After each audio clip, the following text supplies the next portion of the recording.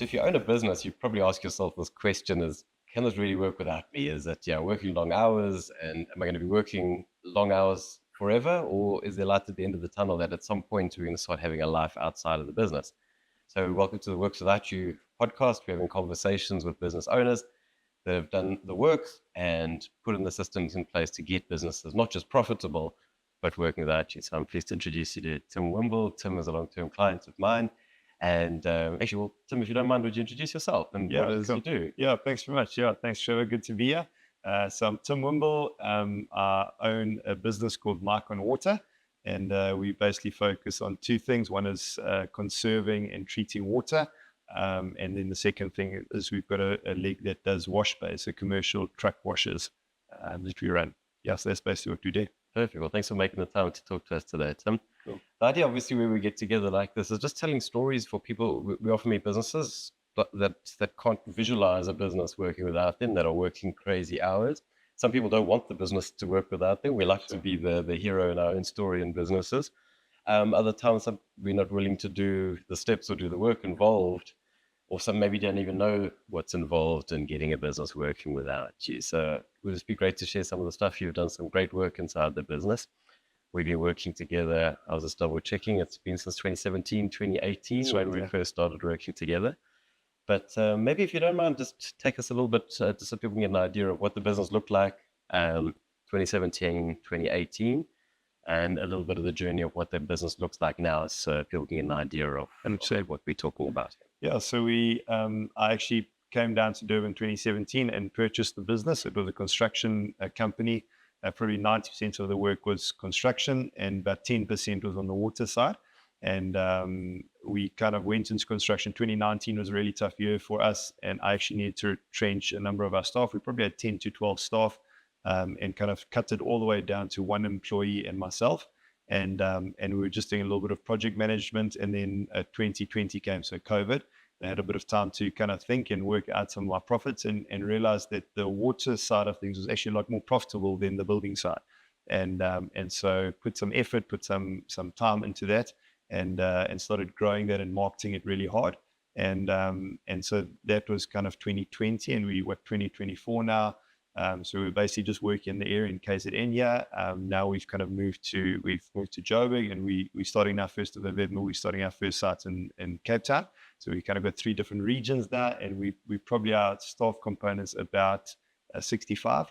And we're kind of growing that every time we get a new wash bay. So yeah, quite excited about that.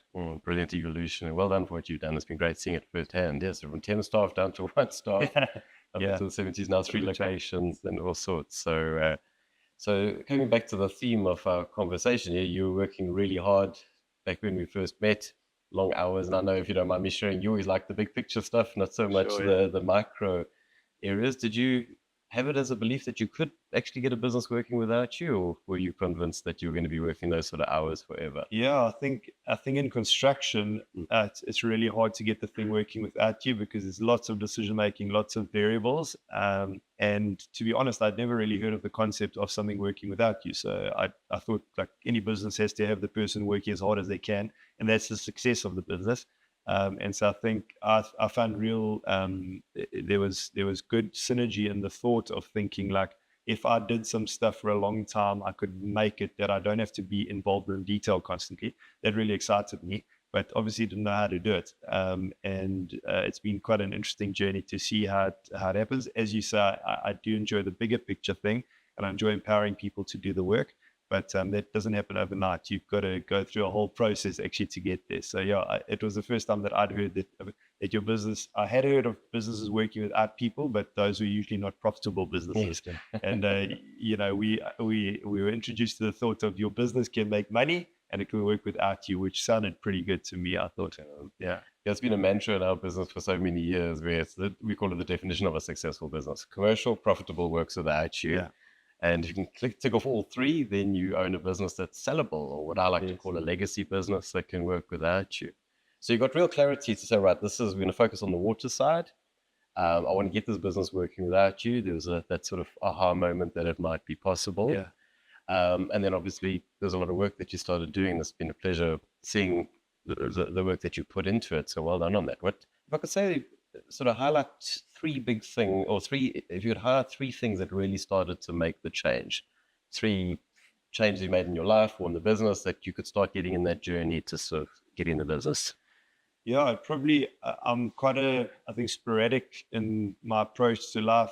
Don't like getting too involved in the detail, but sometimes leave those details and I am almost snowball. Yeah. And so one of the big things that I did was to move over to an accountant that I paid better money for, and she gave me better results. And that kind of helped me in actually tracking some of the profitability of what I was doing. So that was a huge move, I think, for me. And I didn't want to pay the money at the time, but I realized now, looking back, like, it was the best money I could pay. And that usually is the problem with this business. You don't want to give the money out because you are controlling the stuff, but by doing that, you're actually creating more profit for yourself. So that was probably one of them. The second thing, I think, was our journey together. And it happened so that we landed a very big contract that was bigger than I'd ever thought or imagined, and I didn't really know how to do it. And we needed to jump into that. And I just said to myself, like, I'm not going to try to do this on my own. I'm going to get someone that can help me along the road and teach me how to do proper business. And that project was in a different, city, province. That's right. Not just different industry, new project. That's right. Yeah. So that was, I think, a really big move and shift in my mind. And then probably the third thing is just the quality of staff, like hiring correctly. And once again, my mindset was always the thing of, like, you try go in the cheapest, and you want to make your salaries as little as possible. But I came across two really good people that are paid properly and more than I would have expected. And the results that they've produced for the business have been tremendous. So I'm sold on that fact of pay the people properly, get proper professionals, and they'll make a huge difference to your business. Awesome. I like that you started with the accountant, as getting a good accountant. It's something I find people often there I meet where they're looking for a new accountant and they try to find the cheapest accountant. I think that's the one thing you do not want to scrimp money on, is get a good quality accountant or financial team to support you, because they can come back and bite you a lot. Okay, good. So it was a sort of mindset around that. They started to grow the team and the businesses. What were some of the challenges that you found along the way? Is because it's one thing to know what to start to learn what to do and have the idea and visualize. That's totally different to what the textbook says to what happens in the real world. What are some of the challenges of implementation? Yeah, so I think to define basically what you're good at and what you're not good at was a starter. And I think early in the journey, I realized that execution I'm not very good at that. So I'm good at selling, but not good at executing. And I think from our conversations, that's probably a little bit different to where most businesses are. Guys are really good at executing often, and that's how they make their money. And the sales kind of comes later, whereas for us, it was the other way around. So I kind of saw there was a big hole in that, and I was trying to plug it myself, but not doing a very good job. Yeah. And I think so part of that process was putting people in place. I think one of the really helpful things that we worked on together was getting an organogram. Someone once explained it like, when you look at a photo album of a group of people, the first thing you do is you look for your own face, and then you look at the people around you.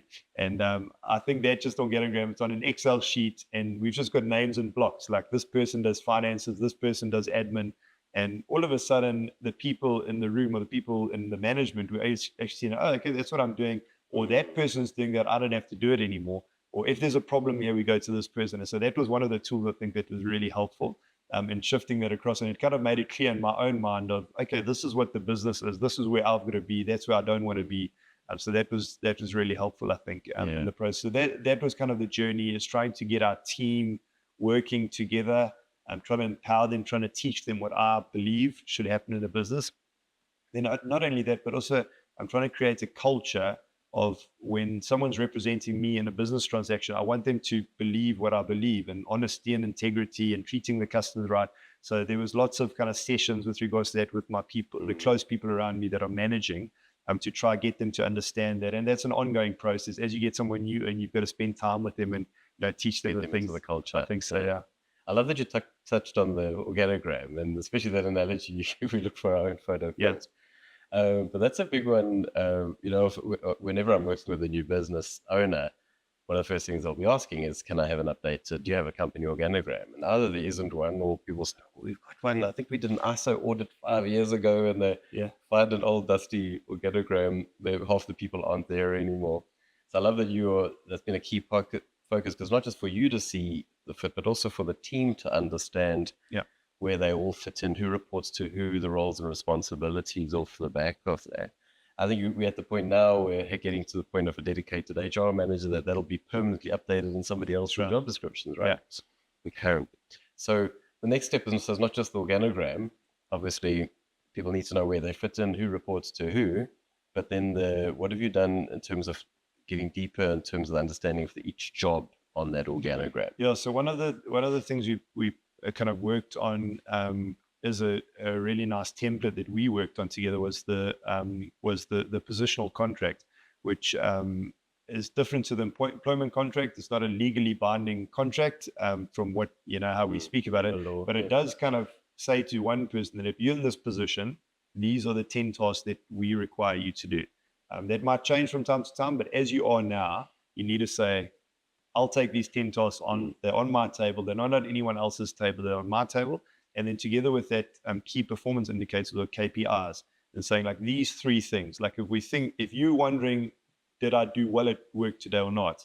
Think of these 3 things, and we're measuring them as well. So an example of a KPI would be, we've got wash pays and we've got a profit margin that we need to make. At the end of the day, after a month, I'm going to sit with a guy who's got this on their positional contract and say to him, this is what the figures say, this is what your KPI says, you make it or you not make it. And it creates this good conversation of not like, I think you're doing well or I don't think you're doing well. It's like, this is what it says, that's your job description, this is what you're doing. Let's try to tie the 2 together, try to understand what's going wrong. So that was probably a really nice tool that we had. And it's a really good conversation between myself and the employee, that they don't feel like, oh, Tim doesn't have an idea of what I know. We've agreed to this thing. They sign on it saying, I agree to doing all of these things. And then we've got a conversation later on as to, are you doing them right?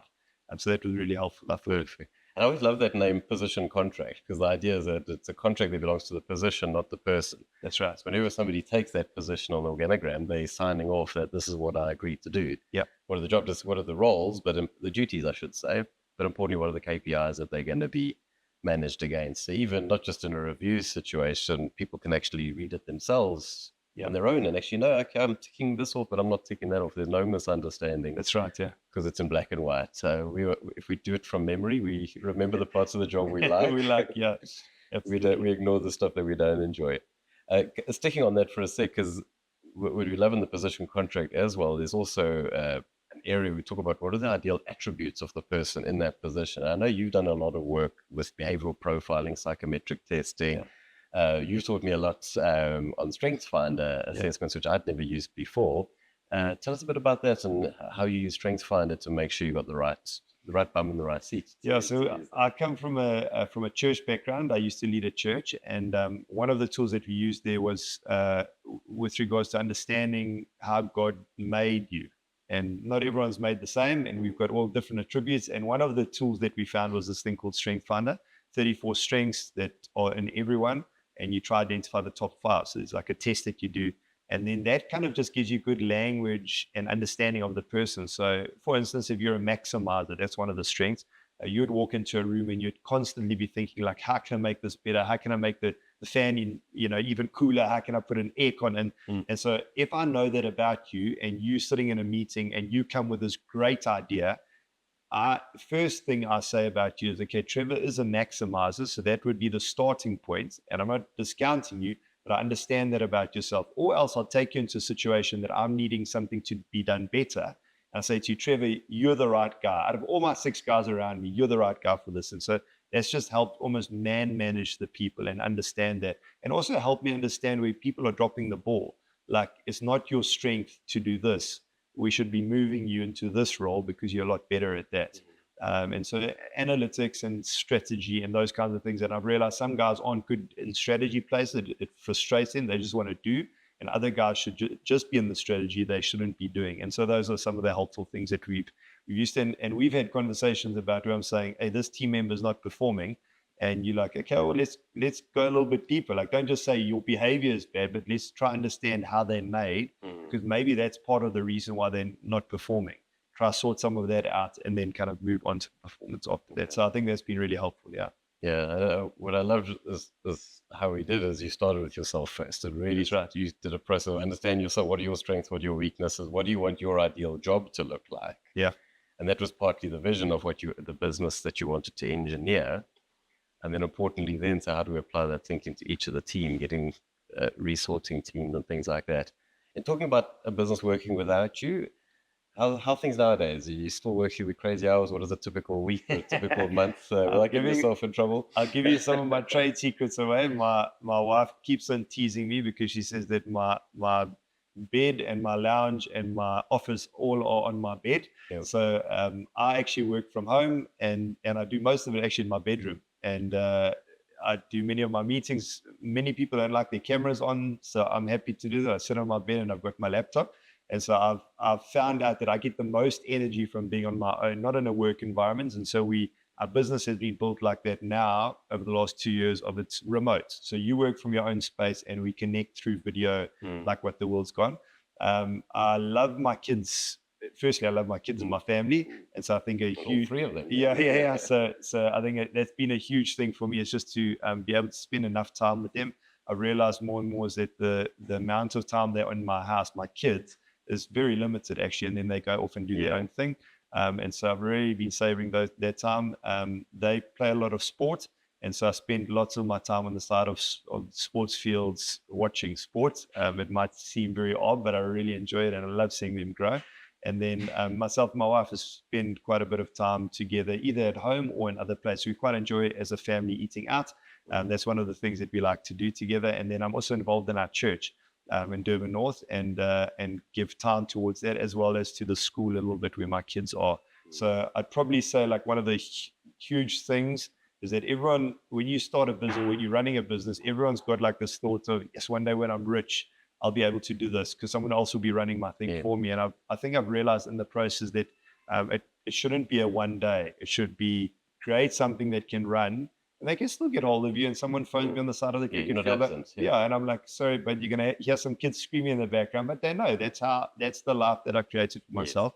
And things still work, but I don't have to be in all the details constantly because I've empowered people to do it. So I feel like I'm in a really sweet spot at the moment, and the business is keeping on growing, which is tremendous. I'm really excited about that.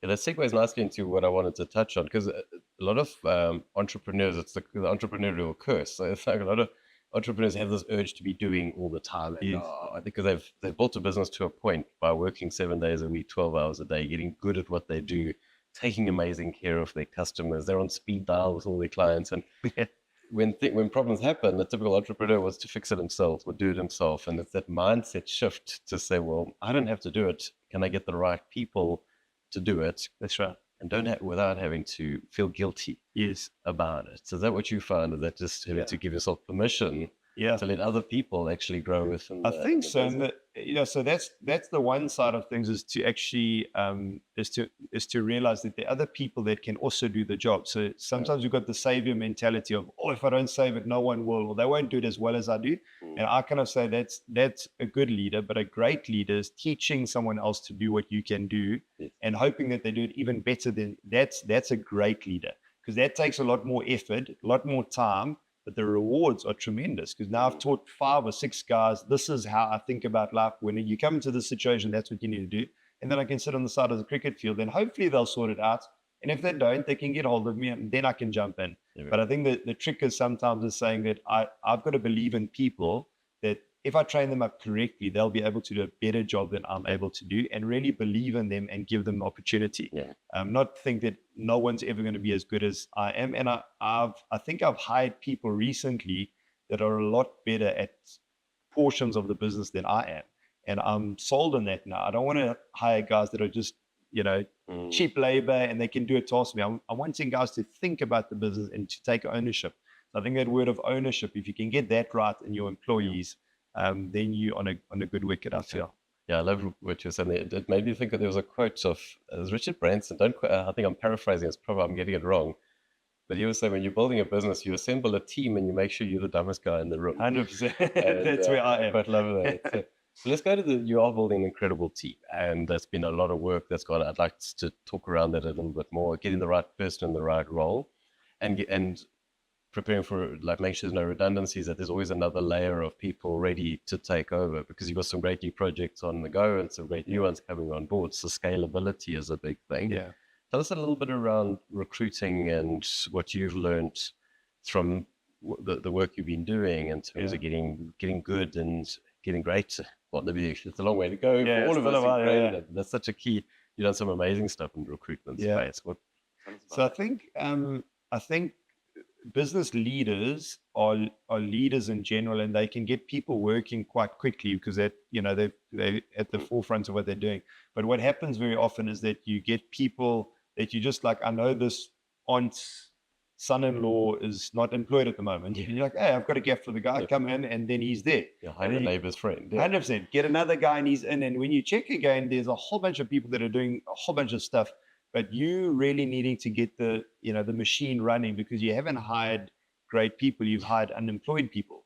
And sometimes, and quite often, there's a reason why they're not employed. I'm not saying that for everyone, but very often the most skillful are sitting in a job somewhere because their boss doesn't want to let them go because they're too good. They're looking but not looking. That's right. And I've kind of been in the, I've kind of moved over to the place that I'm actually looking for those people, because those people are going to grow the business tremendously. And so I think part of the journey that we went on, and I remember specifically with the first guy that I hired, and he's basically changed the business. We went through a long process as to who's my general manager up in Joburg, who's this guy going to be. And I realized, like, I want to sleep well at night. I don't want to be micromanaged. I need a guy that can have capacity, not just that, but that he can grow the business. So it's one thing that you put a guy in a position of saying, okay, you're just able to do this, but if I throw anything more at you, you're going to explode. And so we went on a whole journey together. And one of the things that we do in action coaching, which is really different to any other space, I think I've had lots of feedback from the interviewees, is we do a group interview with them. So some of our team will sit together with a couple of the different guys that we're interviewing, and we do a group. And I often have comments afterwards from that person being interviewed, say, that was a really unique interview that I had, but it puts them against each other, kind of, so you can kind of see who's the cream of the crop. But it also gives our team part of the ownership and saying, guys, who are we going to choose for the right person here? And so that hiring process, recruitment, Action Coach speaks about a 4-hour recruitment process. And I think most people, when they think recruitment, they just like CVs into my inbox, 300 of them. I'm too tired to go through this stuff. So I'll get my aunt's nephew, read 110-page CV. And it's just exhausting. And so I think that if hiring is so important and the right staff is so important, that process of recruiting needs to be crystal clear, that as someone leaves or someone goes on, and we've had one or two of those people doing other things, wanting to move to other places, we immediately say, process kicks off. This is what it is, defined on and running. And I've done most of the recruiting up until now, but going into next year, that's going to be handed over to our HR department, but with the same principles, the same guys, this is how we do recruitment. So yeah, quite excited about that. I'm glad you enjoyed that process. It's a fun process, but it gets results. So that's right. Anybody watching this, if you want to know more, just reach out separately. We call it the 4-hour recruitment process, and I love taking business owners through that. A quick and efficient way of finding great staff. So getting a great team in place. So it's been great working with you through this process. So thanks for having us along in partnership in this space. What I love with working with businesses is different people want different things from us as coaches. Sometimes it's education, learning new things, watching books, watching videos. Other people want the accountability to actually implement the stuff. Other people come to us for community and meet with other business owners, mindset. There's a lot of different things that people want out of coaching program. What role has coaching mentorship played in your business and your evolution as a business owner? Yeah. I'd probably say if I look back at it over the 2 years that we've been doing intense, like one-on-one in coaching, previously it was kind of group coaching. I'd probably say for me, it's kind of morphed from, in the beginning, it was really like, Trevor, I've got a problem, what do I do? And you give me resources. And as I've implemented those things, it's kind of almost moved to a place that you do give me resources now still, but it's almost a place like I speak through the business, like in a rambled way. and you kind of see, okay, what I'm hearing you saying, well, I think we should do over here is maybe put this in place, or maybe use this tool. Or that doesn't sound right to me. Why don't you think of it like this? And so I think as you mature, I suppose, in your business, and as you actually do the stuff that the coach tells you to do, if you put that in place as a good foundation, then you kind of start growing on that. And then the other thing that's really helpful, for those that don't know, I meet with Trevor every single week. We rarely miss, and it sometimes is because I forget about it. I'm in another city, but really we miss that. And for me, that's it's not a non-negotiable, but for us, it's a thing that we've made a commitment. And I know that every time I come to you, you're going to ask me some questions. Have I done my homework? And that makes me think about the business. And we often speak about the term action coaching. I'm not just working in the business, but you want to work on the business. And that session for me is I'm forcing myself, because you don't force me to go there. I want to go there. I'm saying to myself, I want to think about the business and I want someone to help me. And so there's that accountability of saying, last week I planned to do this. This week I actually did it. Or Trevor, I've got 3 months planned. This is what I want to do.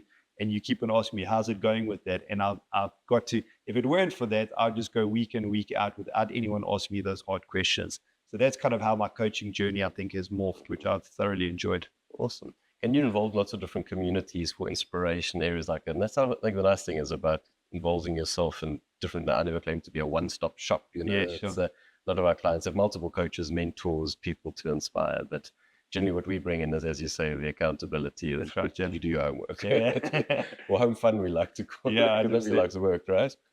But this has been great sharing these insights, because what I'd like to is maybe give people an idea. You told us where the business has been.